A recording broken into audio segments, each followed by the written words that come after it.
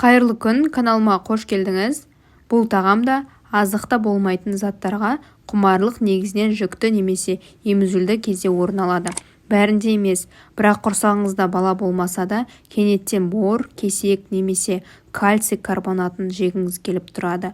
Бұл қарныңыздың ашқанын емес, ағзаға қандай да бір минералды заттың, дәруменнің жетіспейтінін білдіреді. Жалпы, бұл заттарға құмарлық қандай қауіп туралы белгі береді. Алдымен осыны анықтап алайық. Борға, кальцийге, кесекке құмарлық мына аурудың белгілері. Қаназдық. Ағза темір тапшылығына ұшырағанда үлкен күйзеліске тап болады. Бірден гемоглобиннің деңгейі төмендейді, адам қуарып, сұрланып кетеді. Тері жарылып, құрғай бастайды. Тіпті тамаққа тәбеті де тартпайды. Қаназдыққа шалдыққан адамның қуаты болмайды. Үнемі өзін шаршау сезінеді. Ашуланшақ болады. Әрі ештемеге құлқы соқпайды. Кей жағдайларда жүрек қағысы жиілеп кетеді. Қаназдықтың салдарынан адам ағзасы тамақты емес, керісінше борды, кесекті, кальций карбонатын қажет етеді.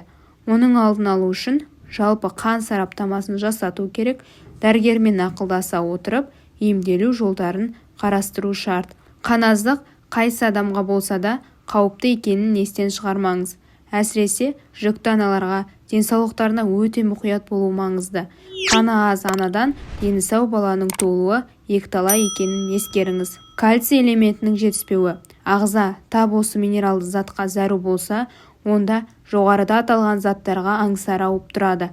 Кальций элементінің жетіспеуі ең алдымен бауырға зиян тигізеді. Одан бөлек шаштың, тырнақтың, тіс пен сүйектің саулығына кері әсер етеді.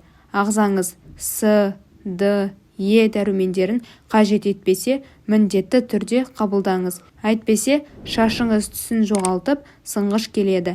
Тырнағыңыз жұқарып, екіге бөлінеді.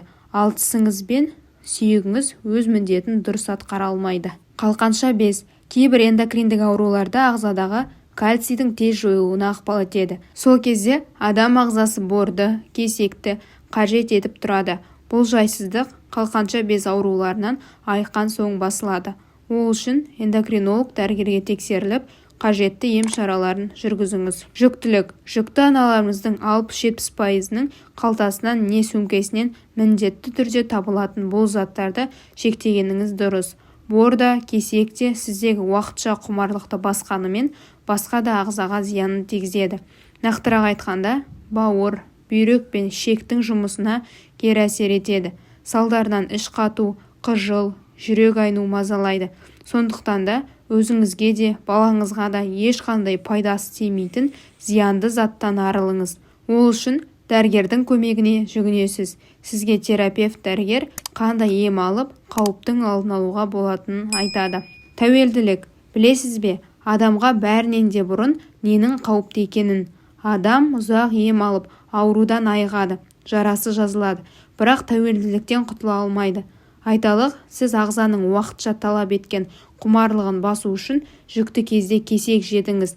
Бірақ балаңыз 5-ке келгенде де қалтаңыздан кесек тастамайсыз.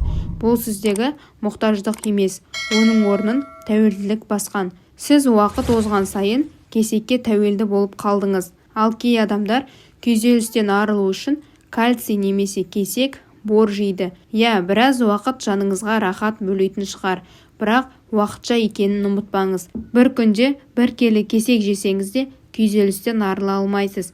Есесіне бір емес, бірнеше дертті қоздырасыз. Қатты қажет еткен бұл заттарды асқабақ дәнімен, шекілдеуікпен, жаңғақпен, жеміспен айырбастауға болады. Бұлар ағзаның құмарлығын баспайды, бірақ алдаусыратып ұмыттырады. Бор, кальций мен кесектің орнына немен алмастыруға болады?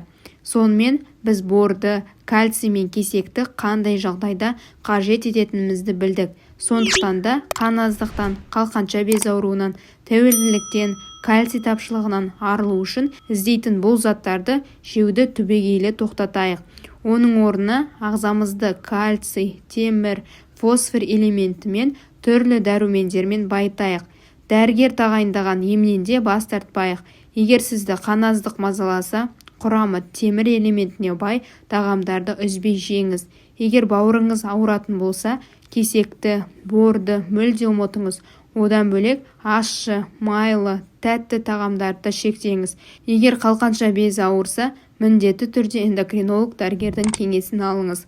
Темір элементіне бай тағамдар: бауыр, кептірілген жемістер, сиырдың миы, бүйрегі және тілі, өрік, алма, алмұрт, қара өрік, қара қарақат, қарлыған, құлпынай, ит бүлдірген, анар, лимон, апельсин, мандарин, жұмыртқа, қой, сиыр еті. Кальций элементіне бай тағамдар: балықтың барлық түрі, творог, саумалдық, теңіз қырыққабаты, ит мұрын сусыны, қатты ірімшік, жаңғақ, кебек, сүт өнімдері. Бор, кальций мен кесек жеу қандай қауіп тудырады? Егер аталған заттарды артығымен жесеңіз, асқазан ішек жолдарының жұмысы бұзылады. Іш қату, жүрек айну, қыжыл мазалайды. Өкпе, бауыр мен бүйректің жұмысы баяулайды. Ұйқы безінің бұзылуынан қант диабеті ауруы асқынады. Ендеше, қауіптің алдын алу үшін құмарлықты басу керектігін ұмытпаңыз. Ағзаңызды сау күйінде сақтағыңыз келсе, сақ болғаныңыз дұрыс. Ақпарат ұнады деген ойдамын. Каналға тіркелмеген болсаңыз тіркеліп, қоңырауша белгісін баса кетіңіз.